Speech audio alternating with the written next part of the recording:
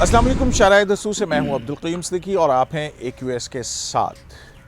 Justice Qazi फैज़ ईसा का case एक मरतबा फिर लगा और आज सुप्रीम कोर्ट ऑफ पाकिस्तान में फिर 10 जज साहिबान के सामने जस्टिस काजी फैज़ ईसा अपने अपने दलाइल दिए और मामला था कि उनकी इस अदालती कार्रवाई को लाइव नशर किया जाए। आज अदालत के अंदर एक मरतबा फिर हमने देखा कि आज जजेस की तरफ से जस्टिस काजी फैज़ ईसा को सवाल भी पूछे गए। कहीं कहीं कुछ थोड़ी जिसको कहते हैं कि बहुत इंतहाई सोफिस्टिकेटेड अंदाज में नोक झोंक भी हुई, उस पर भी बात करेंगे। और आज जस्टिस काजी फैज़ ईसा के दलाइल का तीसरा दिन है और लेकिन एक बड़ी अहम बात है, जस्टिस काजी फैज़ ईसा ये चाहते हैं कि इस अदालती कार्रवाई या अदालती निज़ाम में जो अहम मुकदमात हैं उनकी लाइव स्ट्रीमिंग हो, ताकि इससे ना सिर्फ ये कि अवाम का एतमाद अदालत के ऊपर बढ़े और उससे कानून की हुक्मरानी का भी जो है वो उसके लिए भी ये मावन साबित होगी, लेकिन फेडरेशन की तरफ से आज इस दरख्वास्त की मुखालफत कर दी गई है। ये एक बड़ी अहम बात है। काजी फैज़ ईसा लाइव स्ट्रीमिंग चाह रहे हैं, लेकिन फेडरेशन कह रही है कि इसकी लाइव स्ट्रीमिंग नहीं होनी चाहिए। इसी मुकदमे में आज माजी के अदालती फ़ैसले जुल्फ़िकार अली भुट्टो का जिक्र भी आया। जुल्फ़िकार अली भुट्टो के जो फांसी का फ़ैसला उसका जिक्र भी आया। मुल्क के अंदर 35 साल के मार्शल लॉ का जिक्र भी आया और जुल्फ़िकार अली भुट्टो के सज़ा के फ़ैसले के हवाले से साबिक चीफ जस्टिस आसिफ सईद खोसा के ससुर नसीम हसन शाह साहब का वो बयान भी जस्टिस काजी फैज़ ईसा ने पढ़ा कि जुल्फ़िकार अली भुट्टो को सज़ा फ़ौजी हुकूमत के दबाव पर दी गई थी। आज की कार्रवाई के अंदर क्या कुछ हुआ उसके लिए चलते हैं। मेरे साथ आज एक बड़ा हैवी पैनल है और इस हैवी पैनल के अंदर फैसल शकील जो हैं वो बिलखसूस लाहौर से आए हैं और जनाब नासिर इकबाल साहब डॉन अखबार से और हसनात मलिक जो हैं वो हमारे सामने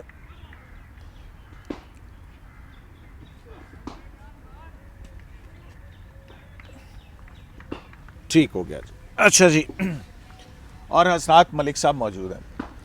तो फैसल शकील साहब लाहौर से खुसूसी तौर पे इस मामले के लिए आए हैं। तो फैसल, आज अगर आप दोनों मेरे बुजुर्गाने दीन जो हैं वो इजाज़त दें तो फैसल साहब से बात करें। हम इनको ना सिर्फ इजाज़त दे रहे हैं, हम इनको मुबारकबाद भी दे रहे हैं और इनको वेलकम भी कर रहे हैं। थैंक यू वेरी मच, बहुत शुक्रिया। फैसल, क्या चीज़ खींच के लाई आपको यहाँ लाहौर से? ये बिल्कुल खिंचे चले आए।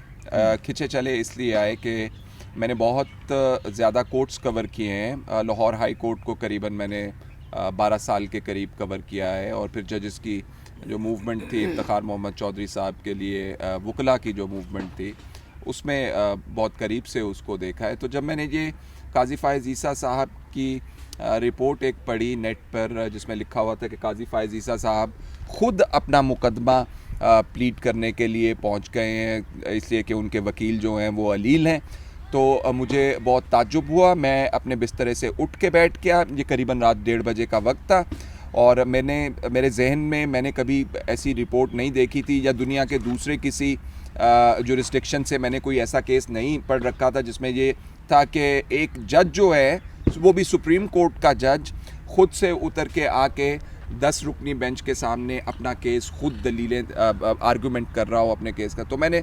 मैंने भी इस मामले में बड़ी तहकीक की तो पता लगा ऑस्ट्रेलिया के अंदर भी एक ऐसा वाक़या हो चुका है जहाँ पे सर्विंग सिटिंग जज जो है वो अपने ब्रदर जजेस के सामने उसने अपना मुकदमा खुद लड़ा। तो पाकिस्तान में एक हिस्ट्री में बनते हुए देख रहा था और मैंने रात को 1:30 बजे के करीब जो है ये रिपोर्ट मेरी नज़र पे आई तो मैंने उसी वक्त मोटरवे का रुख इख्तियार किया। आज की कार्रवाई में आपको कौन सी चीज़ें जो हैं बहुत अहम लगी और गैर अनयूजुअल लगी, गैर मामूली लगी? गैर मामूली या अहम जो मुझे आज समात के दौरान जो चीज़ें नज़र आईं या जो गुफ्तगू नज़र आई या जो दलाइल नज़र आए वो जस्टिस काजी फैज़ ईसा साहब का मार्शल लॉ अदवार का जिक्र करना, जुल्फ़िकार अली भुट्टो के दौर का जिक्र करना और कल भी जो बात हो रही थी काजी फायज ईसा साहब ने इस हवाले से बात कर दौर का या जुल्फकार अली भुट्टो के केस फांसी के अपील का जिसकी समाअत हुई 7 रुकनी बेंच ने की, उसका जिक्र आज किया। जो ज़्यादा लगता है काजी फायज ईसा साहब जो मिसालें देते हैं अपने दलाइल के हक में, वो या तो मार्शल लॉज के हवाले से होती हैं या आमरीत के हवाले से होती हैं, जिस पे आज जस्टिस उमर अता बंदयाल साहब ये भी फरमा रहे थे कि आप सियासी मामलात को ज़रा अदालत से बाहर रखें। उन्होंने कहा ये सियासी मामलात नहीं है, इस्टेब्लिशमेंट का जिक्र कर रहे थे। हाँ। तो उन्होंने कहा कि ये तो आपका पॉलिटिकल आर्गुमेंट, उन्होंने कहा कि ये यूफेमिज्म है उस हकीकत को जो पाकिस्तान के अंदर मौजूद है कैंसर की तरह, उसको छुपाने के लिए हम इस्टेब्लिशमेंट का लफ्ज़ इस्तेमाल करते हैं। तो क्या ये डिलिबरेट है काजी फायज ईसा साहब की तरफ से कि वो बार बार इस तरफ इशारा करते हैं, या फिर जो रेफरेंस की समाअत हो रही है जिसकी, जो कि मुझे लगता है कि निकला ही उस केस में से है जो धरने के हवाले से था। ये मिसाल जो है ये क्यों दी थी उन्होंने काजी फायज ईसा साहब ने? हाँ, काजी फायज ईसा का आर्गुमेंट क्या है? आर्गुमेंट ये है कि एक ट्रांसपेरेंसी आएगी, और जब भुट्टो का फैसला हुआ तो अगर वो रिकॉर्डेड होता तो हम देखते कि किस जज ने क्या किया है। वो जो लाइव ब्रॉडकास्ट के हवाले से जो वो दलील दे रहे हैं, दो नुकात उसमें उन्होंने वजाहत की। एक तो उन्होंने कहा कि जनाब आली, अगर आप अदालत के अंदर कोई ऐसा निज़ाम कायम कर देते हैं जिससे लाइव ब्रॉडकास्ट या नशरियात आपकी तमाम लोग देख सकें, उससे एक कि आपकी अदालती कार्रवाई के अंदर जो लिटिगेंट्स वगैरह वो कहते हैं, उन्होंने कहा कि वो असल स्टेक होल्डर्स हैं, वो जो देख रहे होते हैं, तो वो कल को ये कोई नहीं कह सकेगा कि फ़लाँ जज साहब ने मेरा केस नहीं सुना, उस सबूत को नज़रअंदाज कर दिया, ये कर दिया, एक ये बहस ख़त्म हो जाएगी। दूसरी वो बात कर रहे थे कि देखिए कि अगर जब आप ये करते हैं तो नवंबर 3 का उन्होंने रेफरेंस दिया, आपको याद है, आप भी वहीं पे देख रहे थे और कह रहे थे कि 9 मार्च का, और उन्होंने कहा कि जब एमरजेंसीज या मार्शल लॉज इस तरह के केसेस की आप माजी में हम तौसीक करते रहे, हमें उसके फ्यूचर के बारे में भी सोचना होगा कि वो क्या करना है। तो उनके कहने के मुताबिक इन तमाम ट्रांसग्रेशंस जो हैं उसके हवाले से, फ्यूचर के हवाले से सोचना होगा कि ये तौसीक करते रहें, कंडोन करते रहें। अपनी बात कर रहे थे, जजेस की बात कर रहे थे, क्योंकि डिक्टेटर्स जब मार्शल लॉज इस मुल्क के अंदर लगते रहे तो सुप्रीम कोर्ट टप्पा लगाती रही है उसके ऊपर। इफ्तिखार मोहम्मद चौधरी साहब ने इसका जिक्र करते हुए माफ़ी मांगी जब तहरीक के नतीजे में वापस आए, तो वो कह रहे थे कि अगर आप ये चीज़ें कर दें, लाइव टेलीकास्ट कर दें, ब्रॉडकास्ट कर दें नशरियात को, तो ये चीज़ें बेहतरी आ सकती है आपके इन तमाम निज़ाम इंसाफ में। अच्छा, अब अपना नासिर इकबाल साहब, हमने देखा कि जब ये लाइव टेलीकास्ट यानी कि पब्लिक, और जस्टिस काजी फायज ईसा ये कहते हैं कि जो कोड ऑफ कंडक्ट है जिसका उसका आर्टिकल 4 है, और वो ये कहता है कि ना सिर्फ ये कि इंसाफ हो बल्कि होता हुआ नज़र भी आए। और इस मौके के ऊपर जस्टिस मुनीब अख्तर और जस्टिस काजी फायज ईसा के माबैन कुछ थोड़ी सी नोक झोंक हुई थी, क्या हुआ था वो?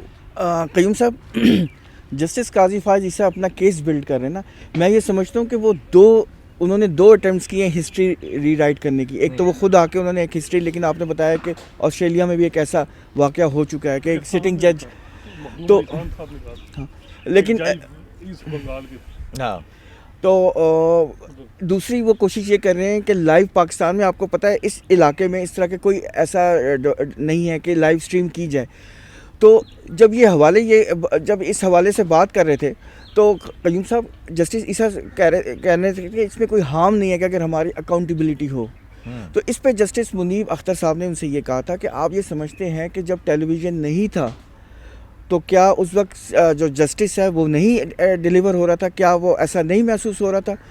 तो उस पे जस्टिस काजी फायज ईसा ने कहा था नहीं, मैं ये नहीं कहना चाह रहा। लेकिन उन्होंने कहा कि लेकिन आप इंटरप्ट ना करें, आप मेरी बात सुने। जो है ओपन कोर्ट और जो live streaming is a different thing. वो ओपन कोर्ट में जो हियरिंग हुई है वो मतलब ओपन कोर्ट में जो हियरिंग हो रही है वो एक लाइव, ये नहीं हो सकता कि सबको बुलाया जाए। लेकिन जस्टिस काजी फायज ईसा का ये केस है कि मैंने अपनी 6 साल में ख्याल में ग्रैंड डॉटर की बात वो कर रहे थे कि उनसे पूछा कि तुम कैसी अगर तुम्हारे ख्याल में कैसा होना चाहिए, जस्टिस कैसे सर्व होना चाहिए, तो उसने कहा या तो मैं कोर्ट में आ जाती हूँ या मैं टेलीविज़न में देख लूँगी। वो उनका ये कहने का मतलब था कि जब टीवी में देखा जाएगा तो एक ना सिर्फ ये कि जो बैड लॉयर्स हैं, यानी वो लॉयर जो उन्होंने वकला गर्दी का लफ्ज़ भी इस्तेमाल किया, वो लॉयर जो वकला गर्दी पे बिलीव करते हैं, वो ना सिर्फ अपने वो बिहेव करेंगे, क्योंकि वो अमूमन ऐसा होता है कि वो बाहर जाके ये बताते हैं कि हमने तो ये कहा था, हमने तो वो कहा था, लेकिन जज साहब ने हमारी बात ही नहीं सुनी और उन्होंने केस डिसमिस कर दिया। जबकि ऐसा नहीं होता। होता ये है कि उन्होंने आर्गू नहीं किया होता। तो लेकिन इस तरह ये ट्रांसपेरेंसी आएगी, सबको पता लगेगा कि हो क्या रहा है। और उन्होंने एक आप इंडियन समझते हैं कि जैसे मुनीब अख्तर जब ये था तो काजी फैज़ साहब दरमियान में बोले तो उन्होंने कहा कि प्लीज़ डू नॉट इंटरप्ट, हाँ you are here to assist us. तो you are here to assist us. इस पे जस्टिस काजी फैज़ ने कहा कि I don't have any answer. तो इस पे फिर जस्टिस मंजूर उस पे कि भाई क्या जब टीवी नहीं था तो जो क्या इंसाफ होता वो नजर नहीं आता था पब्लिकली। बहरहाल और उन्होंने ये भी कहा कि पब्लिकली का मतलब तो ये नहीं है कि सारी पब्लिक को बुला लिया जाए। वो open court is important. Open court में हियरिंग का मतलब ही यही होती है कि ये पब्लिक है। लेकिन जस्टिस काजी फैज़ का ये आर्गूमेंट है कि हर बंदा नहीं आ सकता। जैसे उन्होंने कहा कि कल एक बंदा आना चाह रहा था लेकिन वो नहीं आ सका कोर्ट के अंदर क्योंकि सारी सीटें फुल हो गई थी। और ये भी हो सकता है कि अगर मेरे ओपोनेंट्स चाहें तो वो सारी सीटें फिल कर दें, तो मेरे जो वो लोग जो मुझे फेवर करना चाहते हैं या मुझे सपोर्ट करना चाहते हैं वो ना आ सके। तो ये टेलीविज़न जो है किसी पॉलिटिकल पार्टी, हाँ पॉलिटिकल, तो ये जो टेलीविज़न है ये बेहतरीन मीडियम है कि अगर हम लाइव स्ट्रीम कर दें तो लोगों को ज़रूरत ही नहीं पड़ेगी। और एक और बात भी उन्होंने की, खुदा ना करे कोविड-10 मल्टीप्लाई बाय 10 स्प्रेड कर जाए तो आप क्या करेंगे? अदालत बंद कर दें? अदालत क्या बंद कर दी जाए?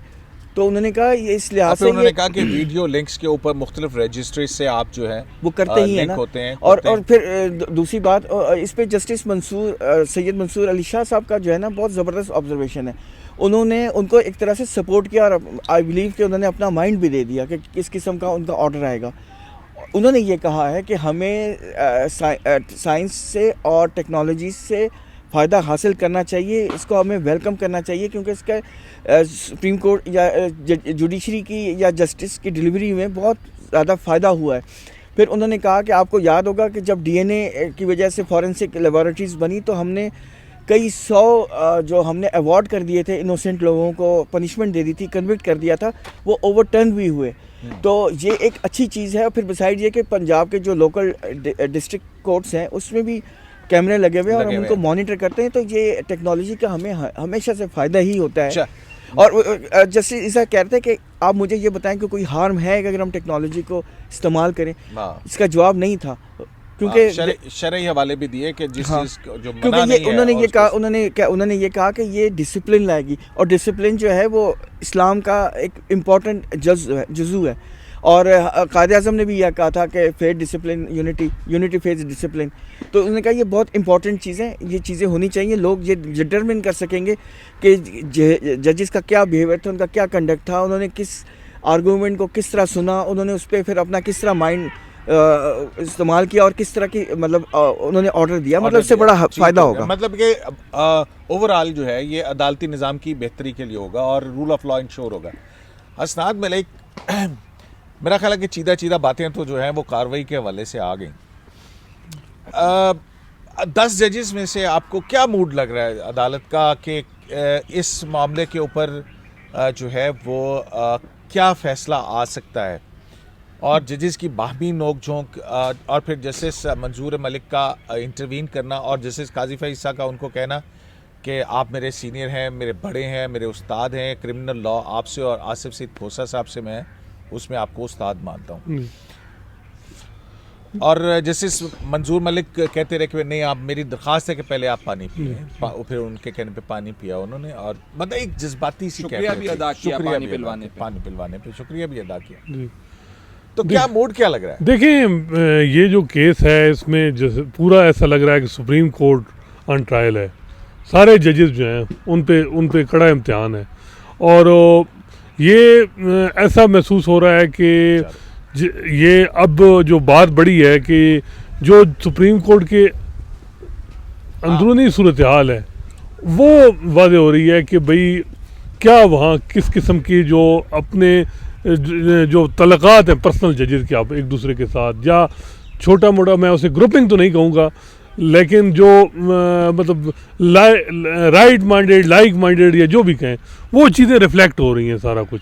तो ये जो प्रोसीडिंग है इसमें सारा कुछ, क्योंकि सुप्रीम कोर्ट बार ने ये कहा था कि जी डिसेंटिंग वॉइसेस को दबाया जा रहा है, परसेप्शन ये है वो है, तो आज भी और एक बेंच के अंदर जस्टिस मकबूल बाकर ने भी इस बात का इजहार किया था। जी जी, कहा कि अगर कोई ये समझता है कि हम बोलेंगे नहीं जी, तो कोई बोले तो ना बोले, हम बोलेंगे। बिल्कुल बिल्कुल। तो ये वाज़े वही मुझे लाइन जो नज़र आ रही है कि जिस तरह कुछ जजेस ने जस्टिस काजी फाइसा के एप्लीकेशन के हक में ऑब्जर्वेशन दी हैं, कुछ ने क्वेश्चन किया है उनको, और उसका जस्टिस काजी फाइसा ने नगवार थोड़ा सा वो अपसेट लगे। मेरा ख्याल है कि उनको भी थोड़ा देखना होगा कि क्योंकि ये बड़ी डिफ़िकल्ट पोजीशन है, वो पिटिशनर जज हैं, उनको तहम्मुल जो है बड़ा का मुजाहरा करना होगा। और अगर कोई जूनियर जज हैं, क्योंकि इस वक्त जस्टिस उमर अता बंदयाल के अलावा सारे जजेस उनसे जूनियर हैं, गो के जस्टिस उमर अता बंदयाल ने कहा भी उनको कि क्योंकि आप 11 साल से जज हैं तो शायद इस वजह से जो है ये हो जाता है। बिल्कुल ये हो जाता है। और लेकिन वो मसला ये है कि वो चीज़ें जो एक होती थी कि जी ग्रुपिंग की बातें डिस्कशन, ये वो अब थोड़ी बहुत रिफ्लेक्ट हो रही हैं, और मेरा ख्याल है कि ये आगे भी आपको नज़र आएंगी, रिफ्लेक्ट हो रही है, आगे मज़ीद नज़र आएंगी।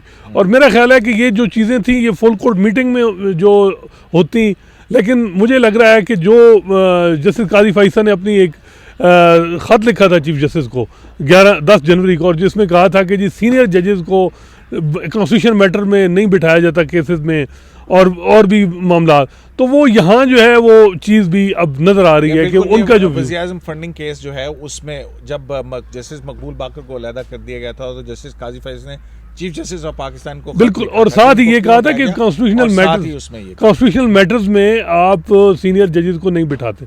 तो यहाँ देखें, पहले तो ये होता था कि इम्पोर्टेंट केस एक कुछ जजेस के पास मुतवातर लगते थे तो एक किस्म के लेकिन वही उसी किस्म के केसेस जब किसी दूसरी साइड के जजेस के पास लगे, नाम लेने के बजाय वैसे ही आपको समझ आए, तो वो वहाँ फैसले कुछ और होते हैं। तो ये डिफ़िकल्ट सिचुएशन है, एक सूरत हाल है।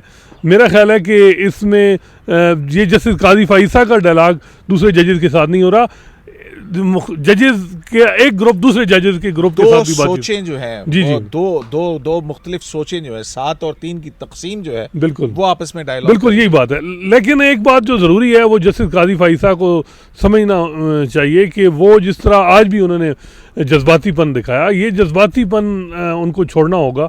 चाहे वो लॉ ऑफिसर जो भी हैं, उनके पहले भी कंप्लेन, जो लॉ ऑफिसर उनके हक में भी थे, वो भी यही कंप्लेन करते हैं कि हम पे ज़्यादा दबाव जैसे काजी फाइसा करते हैं। एक बात यह है कि सीधी बात है, अगर मुझे और आपको कयूम साहब कहा जाए कि जी आप अपने जो मालिक है अखबार का उसके बारे में क्यों नहीं खड़े होते, तो हर आदमी की कोई लिमिटेशन होती है, मजबूरी होती है। आप लॉ ऑफिसर पे उस अब से दबाव मेरा ख्याल है कि नहीं करना चाहिए। और केसेस में भी ये आमिर रहमान साहब इंतहाई नफीस आदमी है, और यानी इनकी हर ये था कि थोड़ा सा उसमें, क्योंकि ये डिस्कनेक्ट इस तरह से हो जाएगा कि लोग समझेंगे पता नहीं क्यों ये बात कर रहे हैं। ये बात हम इसलिए कर रहे हैं कि जब अदालत ने जो additional attorney general Aamir Rahman साहब हैं उनसे पूछा कि फेडरेशन की तरफ से कौन पेश होगा, तो उन्होंने ये कहा कि क्योंकि नज़रसानी केस में लॉ मिनिस्टर बैरिस्टर फ़रोग नसीम जो हैं वो वकील हैं, तो उन्होंने ये कहा कि क्योंकि वो पर्सनल हैसियत के अंदर भी वकील हैं तो अदालत उनको सुन ले और फिर उसके बाद फेडरेशन सुन लेगी। तो इस पे काजी फाइसा ने,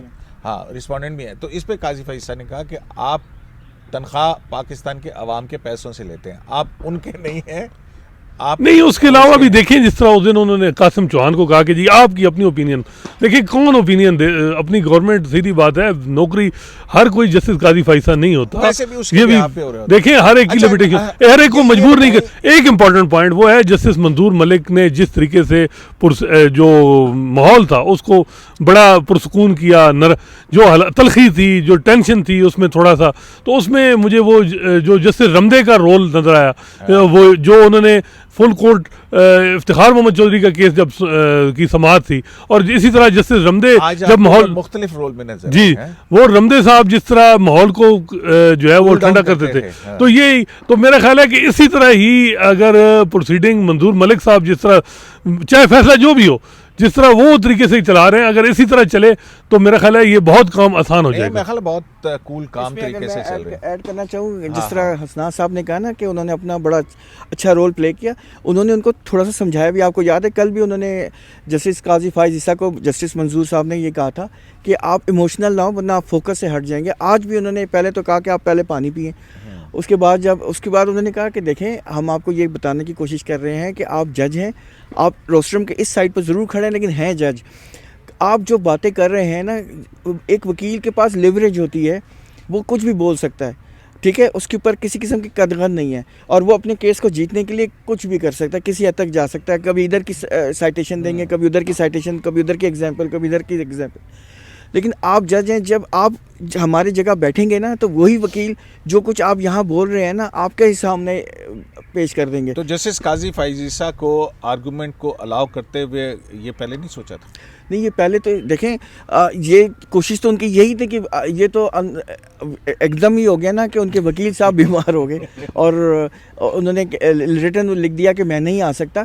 लेकिन मेरा ख्याल नहीं है, हाँ, लेकिन मेरा ख्याल है कि जजेस इससे, ये मेरी रीडिंग है, जजेस खुश नहीं है कि जस्टिस काजी फाइज खुद अपना केस प्लीड कर रहे हैं, क्योंकि बहरहाल एक जज का एक डेकोरम होता है। उन्होंने फिर जस्टिस मुनीब अख्तर ने ये भी कह दिया ना कि अगर कल को ये मामला जो है पॉलिसी मैटर का मामला कि लाइव दिखाने का मामला, अगर ये पॉलिसी है उस पर, क्योंकि आज काजी फाइसा ने कल की ऑब्जर्वेशन से शुरू किया था, फिर उन्होंने कहा कि जी ये पॉलिसी क्या लफ्ज़ नहीं है, ये रूल्स के अंदर प्रोसीडिंग्स और उनको रेगुलेट करने की और फिर उन्होंने ये भी कहा था कि आप मुझे उस पोजीशन में ना डालें कि मैं उसमें मैं बैठ सकूं। हाँ। और फिर ये तो इस पे जस्टिस मुनीब अख्तर साहब ने उनसे ये पूछा था कि कल अगर होती है मीटिंग तो क्या उसमें आप नहीं शामिल होंगे?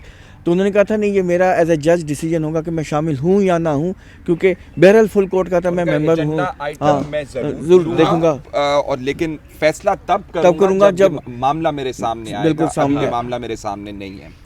तो बहरहाल बात यही है ना कि जजेस इसी चीज़ को तो अवॉइड करना चाहते हैं कि ये नोक झोंक वकीलों के दरमियान हो तो कोई फ़र्क नहीं पड़ता। और देखें वकील या जज के दरमियान हो तब भी कोई फर्क हाँ, वकील नहीं पड़ता। फिर आपको याद है जब वकील, लेकिन इससे फ़र्क पड़ता है कि केस वज़ीर आज़म के ख़िलाफ़ हो और फैसला जज के ख़िलाफ़ दे दें, इससे फ़र्क पड़ता है ना? देखिए वो और पॉलिटिकल बातें हैं बात करना चाह रहे हैं। हाँ। मैंने कहा ये अगर साथ साहब को देना मैं, ये तलक कलामी अगर जस्टिस मंसूर अली शाह और जस्टिस काजी फैसा में होती तो कोई वो जिस सख्त सवाल थे वो कोई और मानों में लिया जाता। तो ये मैं ज़्यादा बातें नहीं कहना चाह रहा, लेकिन इसमें फिर वो पूरा बैकग्राउंड डिस्क्राइब करना होगा कि क्या वजह है। इसमें देखें, जो जस्टिस मुनीब साहब सवाल कर रहे थे जस्टिस काजी फाइज ईसा से, उन सवालात के अंदर एक तंबी करेक्शन का एलिमेंट भी मौजूद होता है, जो कि जज के पास मेरा ख्याल है स्पेस होती है कि वो अगर argument list down note down कर रहा है तो वो बाद में अपनी जजमेंट के अंदर उसके खिलाफ रीजनिंग देता है। तो जब जस्टिस मुनीब ये कहते हैं जस्टिस काजी फाइज ईसा को कि आप जब लाइव ब्रॉडकास्ट की या नशरियात की बात कर रहे होते हैं तो आप क्या ये कहना चाह रहे होते हैं कि तमाम तर लोग जो हैं वो उसको बात करें या देखें उसको, और कमरा अदालत की जब आप ओपन कोर्ट की बात कर रहे होते हैं तो क्या आपका मतलब है कि सारी दुनिया को या आवाम को बुला के अदालत में बिठा दिया जाए? तो ओपन कोर्ट का ये कॉन्सेप्ट नहीं है उनका कहने का। मुनीब साहब ये कह रहे थे कि ओपन कोर्ट का मकसद है कि तमाम तर जो ट्रायल के आर्गुमेंट्स, दलीलें हैं, प्रोसीडिंग्स हैं, वो लोगों के सामने तक पहुंच जाए, ये ओपन कोर्ट का मकसद है। तो जुल्फकार अली भुट्टो के केस का फैसला भी तो ओपन कोर्ट का ही फैसला है ना? अगर आप कहें कि जस्टिस मुनीब अख्तर यानी वो जूनियर हैं, 12वें-13वें नंबर पे होंगे गालिबन क्या सिंध हाई कोर्ट से, क्योंकि उनको एलिवेट किया गया था यहाँ से, तो वो अगर कहें कि जी वो जूनियर है तो वो एक और मामला नहीं मैं ये 12वें-13वें और जूनियर जज से एलिवेट करके आपने एक नया, नहीं वो मैं नहीं कर रहा, मैं ये कह रहा हूँ कि जस्टिस याया अफरीदी जो है, अगर वो उनसे सीनियर थे, उनकी पहले एलिवेशन ने की पहले एलिवेशन जस्टिस मुनीब की कर दी और अब चीफ देखिए जस्टिस वो कह रहे, ये तो आप ये कह मैं तो चीफ जस्टिस मैं ये चीफ जस्टिस बनेंगे तो देखिए ये चीज आप साकिब निसार साहब से पूछिए जिन्होंने उनका नाम साकिब निसार साहब ने नहीं वो या जुडिशल कमीशन ओवरऑल सारी जुडिशल कमीशन या उन सिंध हाई कोर्ट के जजेस से पूछें जिन्होंने कंसेंट दी थी 3 ने कि जी इनको बेशक एलिवेट कर दें कंसेंट नहीं दी थी, ये बाद में फिर इस बात की हुई थी ये सिंध हाई कोर्ट ने इस पे काफी रिजर्वेशन शो की थी। हाँ। लेकिन बात ये है कि मैं ये कह रहा हूँ कि चाहे जो भी हो उनको जस्टिस काजी फाइसा को तहम्मुल से उन्हें सुनना चाहिए और बिल्कुल जो भी बात है और जो और वो उनकी जज हैं। सवाल है उनका जवाब देना चाहिए।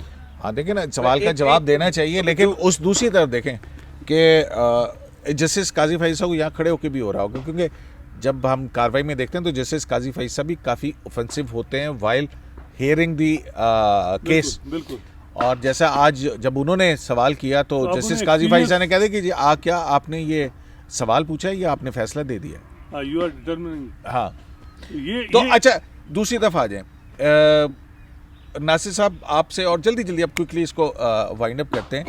फेडरेशन ने कहा है कि काजी फाइसा की दरख्वास्त की हम मुखालफत करेंगे, कितना अहम है, क्या इम्पैक्ट होगा? देखिए काजी फाइसा तो जीत गए। देखिए काजी फायज ईसा साहब तो अदालत जीत गई या काजी फायज ईसा जीत गए? नहीं काजी फाइज साहब दोनों सूरतों में जीत गई। वो ये उनका तो यही कहना है ना कि मेरी बात को सुनने को तैयार नहीं है।